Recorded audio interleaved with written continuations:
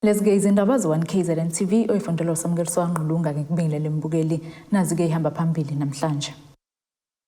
Iseyinkinga yamanzi Emvoti usazothatha ke isikhathi ohlanganiso waseThekwini kanti ke Baphothule uqeqesho ABEZICISHAMLILO.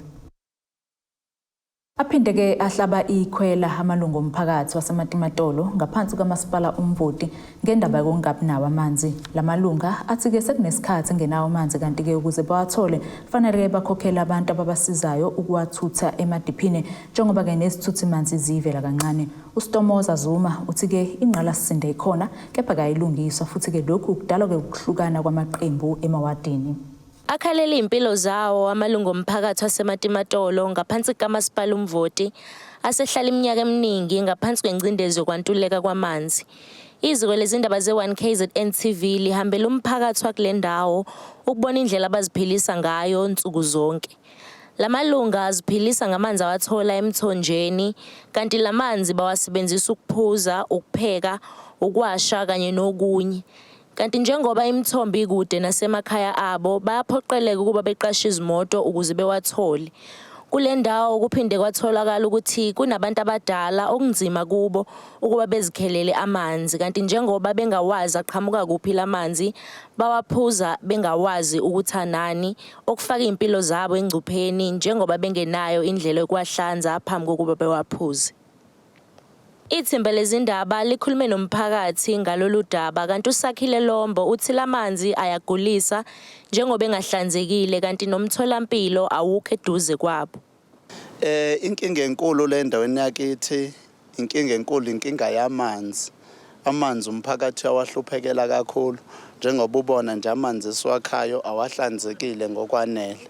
Othola ukuthi uma ugcina waphuzile mhlambe kwenkathi ungagcina usuthola izifo ezithile ugula. Lapho nekliniki kude akulula ukufinyelela ekliniki since ngenxa nje yenkinga yamanzi. Usekela meya womkhandlu Emvoti umfundo Masondo uthi umkhandlu wengameni lamanzi awulishayi indiva lolu daba. Sika wa 2 wasemvoti endaweni yasematimatolo la sibhekene khona ke nengwadla yokusweleka nokuntuleka kwamanzi. Njengamanje siseduze kwesichitho nemfudlana emile nenyakazayo la abantu bakithi bekha khona amanzi. Hayi ngoba ingqalazinde ingekho ikhona ilimele kodwa ke umkhandlu noma umasipala wesifundo kuwona wengamela amanzi awuyishaya indiva leyo ndaba. Njengamanje ke siba nenkinga kwayizolo nje lokhu kugcine seqhufuzana amavaterkan akhona emzinyathi singaziki ukuthi isidingo sokusebenzisa amavaterkan sikephi na ibe ingqalazinda ikhona ngoba kwesinye isikhathi uthola ukuthi into ebingalungiswa nge1000 kuthole noma abantu bakhona i-team yaka technical wase district belungise ama hand pump amapitsi imgonqozo belungise lezi zinto ukuthola kudlula ngisho 1000 kodwa ke ngesimo sokuthi kumele kusebenza amavaterkan mawuzohamba ubheke lento yama water tanker lucrative kugcina sekuba nomuntu ozotomula ngodiesel ozolungisa amathayi nakho konke ke lokho yona into esibhekayo sona sizathu engisibonayo nje ngumuntu esidala uthi ngalungiswa infrastructure. Ilunga lomphakathi liveza ukuthi sekuphela iminyaka engevile kwemine bengenawo amanzi. Ududu Zondi Mbatha uthi uma ungenayo imali yokuthenga amanzi bahlala bengenawo njengoba bengenawo umthombo kule ndawo abakiyo. Udaba lamanzi luyinto eyinkinga ngohlobo lwesimanga. Cishe sineminyaka mangaphosisi cishe iminyaka isimine amanzi entuleka size ngisha ukugeza angisawaphathi ukuphuza. Ngesihlale nje ungazi nokuthi ibhodo zolibeka ngani amanzi engekho mongenayo imali yokuthenga amanzi uhamba abafana beyowakha le phansi emadiphini ungenawo lo 70 rand kukhosta ukuthi ke uhlale khona kanjalo amanzi ngenawo. Usipotoza Zuma uthi izithuthi manzi ziyabakhetha abantu emawadini abathola amanzi. Lesinenkinga enkulu njengoba ubona nje yonke lezi indawo lezi oyibona ngathi ichibanyana la sebesinda khona abantu ngoba amanzi siyamemeza awezi mayezile azofika la kulo muntu oyi1 ahambe endaweni engafanele ahambe khona angabanikeza abanye abantu amanzi Khona manjalo umfundo masondo ubesenxusa kuba umkhandlu esifunda ulungisa ingqalasizinda ukuze umphakathi waseMatimatolo uthole amanzi. Esingathi siyakunxusa kumkhandlu wesifunda ukuthi abantu baseMatimatolo namaphethelo sibala indawo yaseMbuba, indawo yasembulwane, indawo yasentembisweni belungiselwe ingqalasizinda ngoba ikhona hayi ukuthi yashoda kodwa idinga ukuthintwa, idinga ukulungiswa lapho nalapho abantu amanzi bebe nawo endaweni njalo kungabuthi kumele kulindwe u2 weeks kufike ama-water tanker. Ezindabeni ze1KZNTV kubika uThobeka Dladla ngiseMatimatolo. Umeya kumasipala iTheku uMxolisi Khawunda uthi-ke kuzothatha izinyanga eziyisithupha ukulungiswa komgwaqo ohlanganisa-ke iNtuzuma, ikwaMashu kanye-ke neNhlungwana owalimala-ke ngesikhathi sezikhukhula ngonyaka owedlule. UKhawunda usho lokhu-ke kwethula ngokusemthethweni usonkontileka zokwakha leli bhuloho obese kuphele-ke isikhathi esingangonyaka lingasebenzi. Emva kwesikhathi esingangonyaka kwakha seliyikhukhula kwisifundazwe KwaZulu-Natal, eThekwini kwalemali engqalasizinda eningi kwaphinde kwashona nabantu. Ekugcineni umasipala iTheku ubambisene nomnyango wezokuthutha kulesi sifundazwe wethula usonkontileka ozolungisa umgwaqo ohlanganisa iNtuzuma, uMashu kanjalo neNanda njengoba lo mgwaqo sekuphela isikhathi eside waphazamiseka ukuhamba izimoto. Mawubheka ngemumva mkhulu umsebenzi kufanele wenziwe. Lo msebenzi ke idepartment ikwazile ukuqala iprocess yokuthi iqoke labo abazohlonza kube yona inkampani ezokwenza umsebenzi kodwa bekuphoqelekile ukuthi mangabe sebeqokiwe labo kodwa futhi kuphinde kuverify yonke iprocess ngoMational Treasury uqinisekisa ukuthi imali zama-floods isetshenziswa ngendlela okuyiyona yona. Lokho ke kuthe ukwenza ukuthi kuthatha isikhathi kancane kodwa siyajabula ke namhlanje ukuthi lawo maphupho azofezeka umphakathi ubuyelwe inqalasizinda yawo ngoba siyawazi ukuthi lo mgwaqo walapha eNhlungwane kwaBesta, uMashu, iNtuzuma yonke lemphakathi isebenzisa lo mgwaqo ngoba yona mgwaqo oxhumanisa kakhulu noM25 okuyiwona ke osithathu yosibeka kuN2. Lokho kwenza ukuthi nabantu abayedolobheni abaya eBhedlela, abantu abaya ezitolo kuyoshopha so ibinzima impilo befanele behambe bangelide abantu bakithi kodwa lokho kuzoshintsha. Ngiphasika kusho nowesifazana kwaKhumalo emva kokuphoseka ehamba ngemoto kuleli bhuloho. Umasipala uxaka kakhulu amalungu omphakathi ngalokho ngokuthi uwona owasusa ivimba mgwaqo ezayivimba ukuthi akuhambi imoto kuwona lo mgwaqo. Wafika umnyango lapha nomasipala wafaka izinto ezivimbayo ukuthi abantu bakithi bengawusebenzisi lo mgwaqo. Kunabantu ke ngaso sonke isikhathi noma ukhuluma ngama road signs noma ukhuluma ngevimbelo ezifakwayo ukuthi abantu bengakwazi ukudlula endaweni. Kunabantu nje abaye besebenzisa leyo job efike begudluza izinto ezifakiwe. Ikona ke lokho kwagcina sekwenza kube naloya mshophi ukuthi udadewethu kwaKhumalo egcine engenile la ephonseke kuyona le ndawo. Kodwa ke sawadlulisa amazwi enduduze emndenini. Kodwa sifisa futhi ukuqwashisa umphakathi wakithi ukuthi kubalekile ngaso sonke isikhathi ukuthi uma kufakwe isignage kufakwe izivimbezo zokuthi ungadluli. Abantu abangayigudluzi leyo nto umasipala nomnyango wezokuthutha kuphela onelungelo lokugudluza any barricade that has been put to prevent the lives of the people. Ukulungiswa kwabusha kuleli bhuloho kulindeleke ukuthi kuthathe isikhathi kangenyanga eziyisithupha. I-project ke kubukeka sengathi ingasithatha izinyanga eziyisithupha. Uma kwenzeka ke sengenzeka nje kodwa ingasithatha izinyanga eziyisithupha kuze kusetshenziswe imali futhi la engangezigidi ezu21 million rand ozospendwa nakhona njengoba kusetshenzwa kuzobhekwa uma kunesidingo sokuthi kube khona nokunye futhi okwenziwa further than what is already planned. Lokho ke kuzobe sekufakwa ke nakho ukuthi uhlelo lethu lukwazi ukuqhubeka luphele kahle. Kudebokho Sibisi ngiseThekwini. Sebezokwazi-ke ukuxosha ikati eziko abaphothuleke ukuqeqeshwa njengesicishamlilo. Laba-ke basho kanje ngesikhathi bemukele isitifiketi emcimbini bobanjelwe eKakhluf ngaphansi kwesifunda uMgungundlovu maphakathi nalesi sifundazwe. Kanti-ke imeya lomasipala uMzizuma uthi-ke izicishamlilo zibambe elikhulu iqhaza emphakathini kakhulukazi-ke njengoba sekusondela isikhathi sasebusika lapho-ke kuvamise ukudlanga khona umlilo. Injabulo kwabe beqeqeshelwa ukuba izicishamlilo njengoba bebephothula izifundo zabo baphinde bamukela nezitifiketi.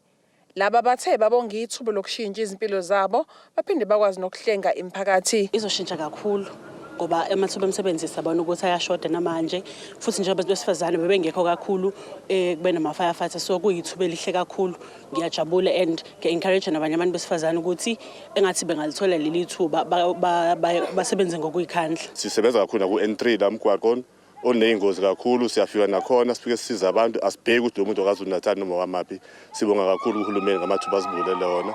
We are willing ukuthi sosiza wonke umuntu and umsebenzi onzima wona lo kuba is-firefighter ngoba siya kwemlilweni ubhekile umlilo uye kuwona uye kumuntu evalelekile uyomkhipha lapha umbone ukuthi ingalo inqamukile kodwa kumele ukwenze lokho nasekhaya siyacela basupporte kakhulu mina sike sibhekene nazo. Imeya yomasipala uMgungundlovu uMzizuma uthe ukuqeqesha kwalaba kusabalele. I-training nje la kade beyenza ibigxile kakhulu naseyintweni zokuthi zaba-paramedics ukuze bakwazi ukuhlenga impilo zabantu uma nje kuneyingozi. Ngabo ukuthi nje kuphela beza nezindlawu babakhipha abantu kodwa bakwazi nokubanikeza nosizo lokuqala ngaphambi ukuthi kufike izinhlelo zezempilo. Kodwa i-training yabo ibigxile kakhulu futhi nasekutheni bakwazi ukuthi bacishe nalezi moto ezithwala ama-chemicals ngoba ziyingozi zidinga i-training ethize. So lezo zinto ke zisemqoka kakhulu nasemnothweni wezwe nasekuphepheni kwabantu jikelele. Kanti uthe bazophinde babe usizo nasemphakathini abaphuma kuyo. Usuku eligujwa umhlaba wonke siqondanise le graduation yabo nosuku lweyicishamlilo emhlabeni wonke, International Day yama-firefighters. Siyalibona iqhaza lazo, siyabonga kakhulu umsebenzi abawenzayo abawenzela isizwe ngaphandle kwabo kuningi ngabe kuyonakala. Kodwa sifisa ukuthi ke basilekelele kuqiniswe ngaso sonke isikhathi njengengxenye yenhlelo zabo ukuthi babe nazo nezinhlelo zokuphuma bafundise abantu ngazo ukuthi bangayiphephisa kubaleke kangakanani ukuthi gwenywe yona lemlilo. Kungaze kufike isikhathi la kufanele ukuthi bazocima khona. Babafundisa abantu ngobungozi bomlilo nokuthi mawusukhona umlilo uma bengakafiki bona iziphi izinto abantu abangabe bazenza. Bebeviliyela baphinde batshengisa izihambeli eminye imisebenzi yabo abangenelela ngayo kwizinhlekelele ezahlukene. Ezindabeni za1KZNTV ngu-Ayanda Dube ngiseKharkloof eHawiki. Emva kwezikhalo ngohlelo lokuphakelwa kwabafundi esikoleni zaKwaZulu-Natal, ezinye zezikole zibonakale zidonsa kanzima njengoba bezingakakutholi ukudla okwanele. Lokhu kusukumise izihlaka ezahlukene ukulekelela izikole ngokudla njengoba iningi labafundi lisuka emindenini ehlwempu.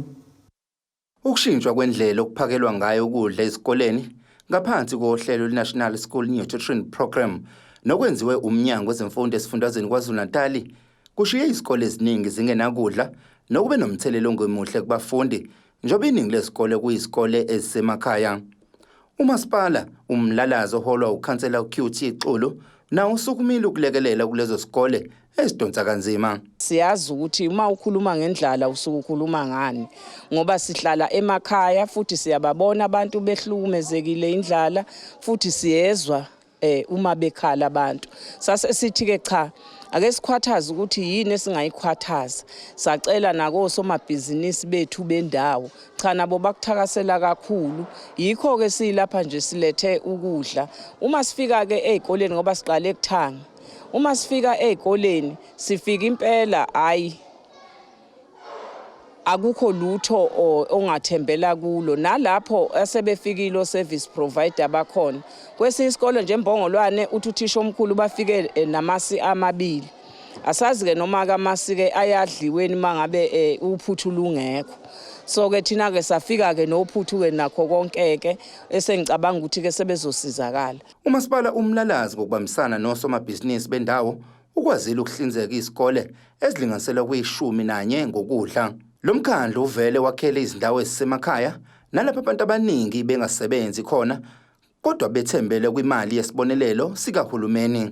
Ungabibikho kokudla esikoleni kube nomthelelo omubi njengoba abanye abafundi bebekhetha ungayi esikoleni ngenxa yokungabi khona okuya ngasethunjini. Izikole besihlonzile ngokukamasipala sihlonza izikole ezu11. sinethemba ke lokuthi uzobe umnyango usuyihlelile usukwazi ukuletha ukudla ezikoleni. Lokho esikwenzayo thina bekuwukuthi sizovala leli gebe lalomonakalo ovelile ngoba khona izingane engasayi esikoleni ngenxa ukuthi akakwazi ukuphuma umntwana ekhaya elambile nasesikoleni futhi afika ngakuthola ukudla ngoba ithemba lezingane eziningi selise esikoleni.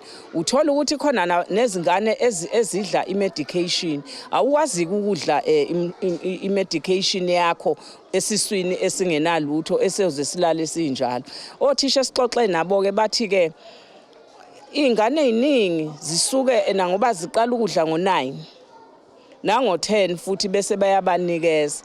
Ngakho ke ithemba lezingane lisuke lisesikoleni. Ezinye ihamba amabanga akude zisuke ekseni zingazange icoshe lutho. Nakuba isimo singakobuyile esimeni kwezinye izikole kodwa imeya lomasipala inxuso somabhizinisi wabaphonse esivivaneni ukuze izingane zingabulawa inkemane. Ezindabeni ze1KZNTV kubika uThabani Maphumulo eShowe. Asike sisishelele eyitolo sobe siqhubeke futhi nendaba zethu.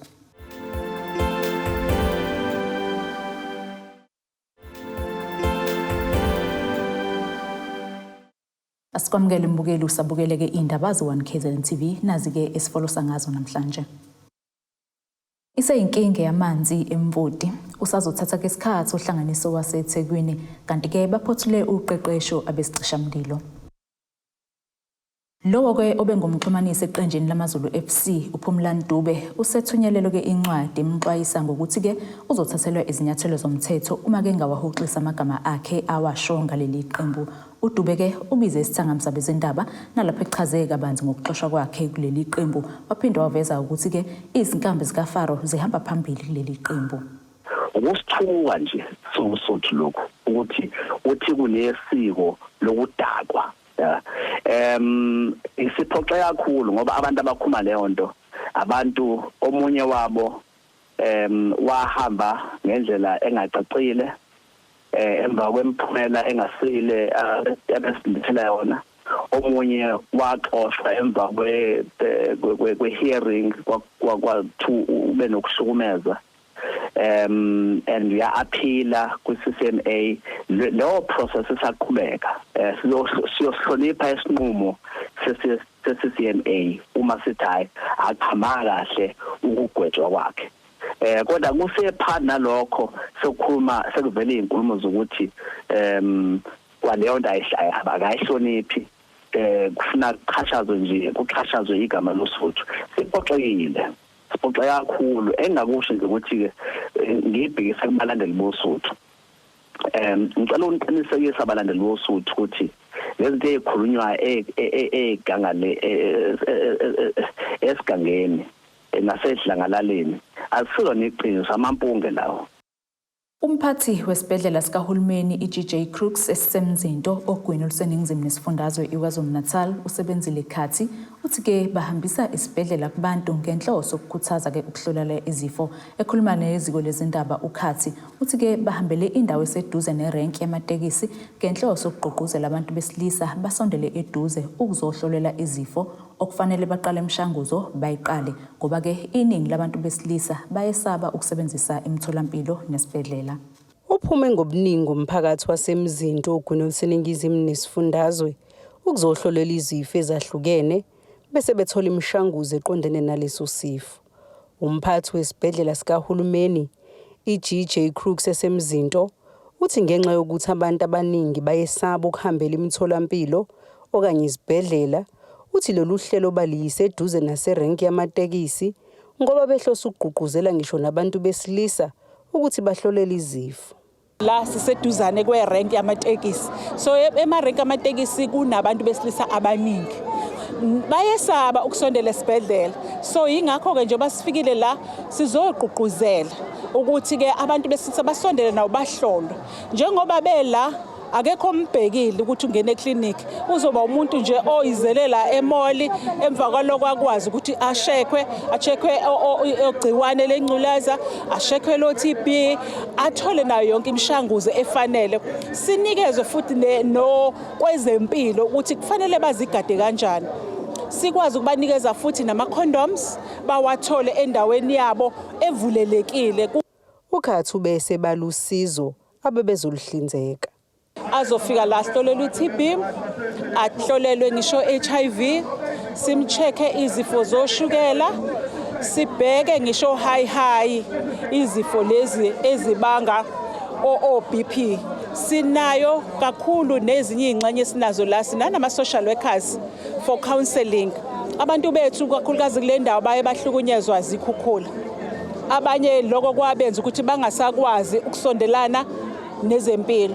Njengoba silana ke bakhona esinabo abazokwenza izinto ezinjengo counselling. Izaguge bezizofuna usizo lwezempilo zithi zijabule kakhulu ukuthola usizo lwezempilo eduze ngoba zisuke emakhaya zingaphilile.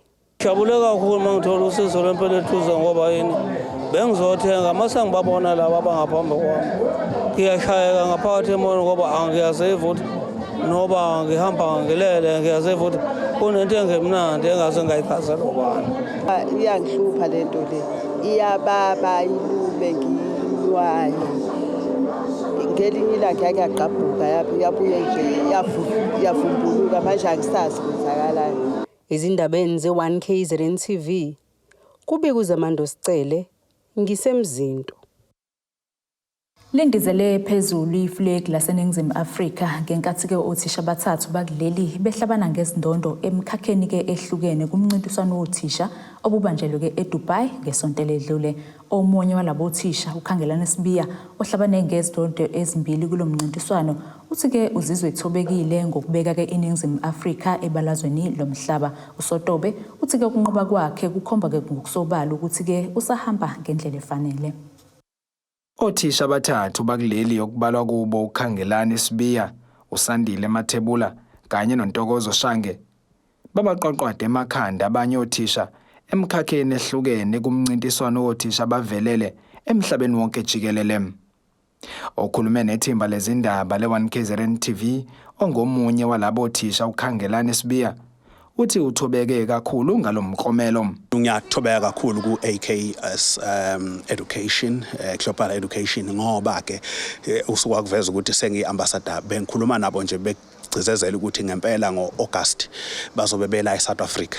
Should soqala sibe seFinland, ngeFinland bese kuba ukuthi ngo-August bese siba la eSouth Africa kuzo recognize othisha base South Africa bodwa nje singabheka not even iAfrica iSouth Africa yodwa. So okusho ukuthi kuyajabulisa ukuthi sebezokwazi ukuthi ngixhumane nabo sekuzokwazi ukuthi kusize kube khona othisha manje la eSouth Africa nabo abavezayo ukuthi benze umsebenzi omuhle.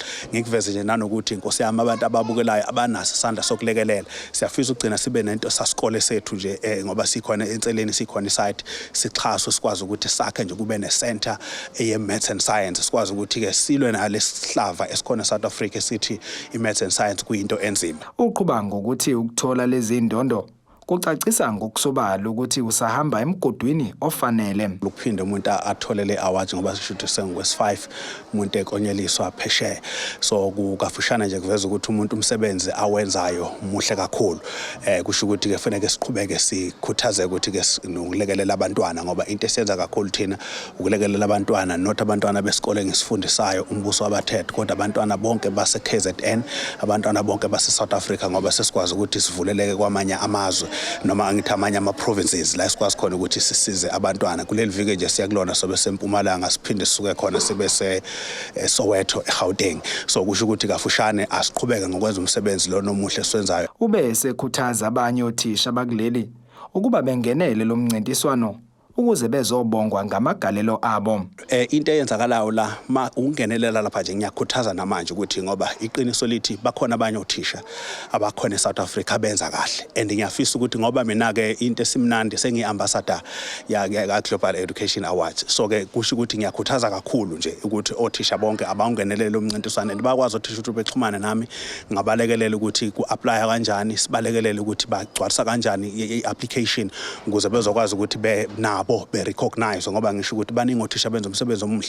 Into eyenzakalayo ke lapha kwenza ukuthi kube ne partnership sikwazi ukuthi ke kusizwane noma sixhumane nothisha bakwamanye amazwe ukuze sithole ukuthi kahle hle kwamanye amazwe bona kule inkinga ngoba inkinga ezikhona ke ziyafana. Mangithatha nje maths inkinga kuwo yonke indawo. Lenkathi silapha siyabasherela thina ukuthi thina siyayiculisa ingane sihlanganisa umculo ne-maths. Kwezinye indawo nabo ade khuluma nje wase Brazil ekhuluma ukuthi yena basebenzisa kakhulu isoccer bona bathatha isoccer bayifake ku-maths. So umntwana kumenza ukuthi understand and akusiyi maths kuphela nako English kusuke nje kubheka uthisha angithi nje kafushane uthisha wenza kahle. So bonke othisha benza kahle bengakwazi ukuthi bengene lapha. Ezindabeni za1KZNTV kubika umqondisi Miyeni Richards Bay. Asiphinde sithishelele ey'tolo futhi sobuya siqhubeke nazo indaba zethu.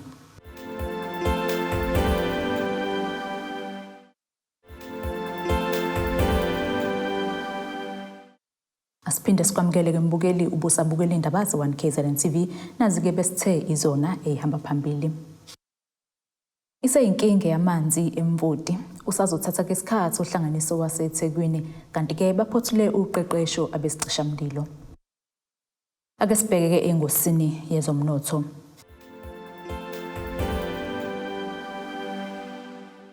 Irandi lakuleli lu-18.30 maqhathaniswa nedola laseMelika, libo-23.10 maqhathaniswa nopondo waseBrithani, libo-20.19 maqhathaniswa ne-euro yase-Europe. Igolide lona libo-$2,045.82 i-ounce, kuthi olungahluziwe wona ube-$72.50 umphongolo. Ake sibheke engosini yezemidlalo.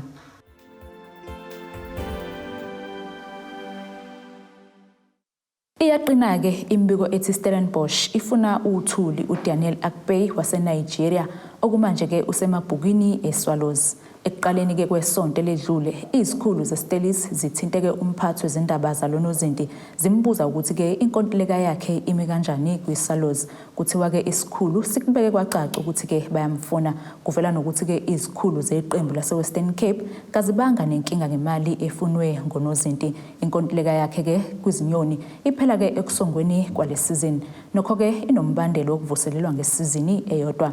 Ngemuva kokuthi-ke unozinti echithwe iKaizer Chiefs ekupheleni kwesizini edlule, iStellenbosch-ke yaba-ke nentshisekelo yokufuna-ke u-Akpeyi kodwa-ke yaba yazithela ngabandayo.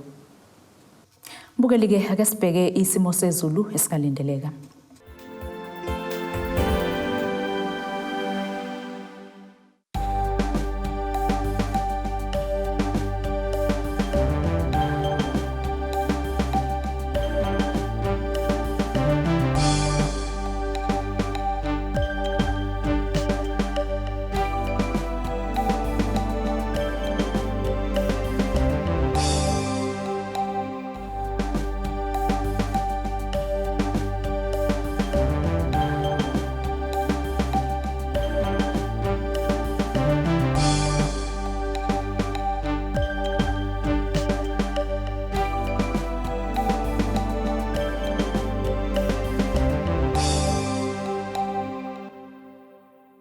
Ziyaguqa-ke bese kuphathele zona osukwini namhlanje. Mina nawe-ke asibonane ngesikhathi esilandelayo. Nisale kahle emakhaya.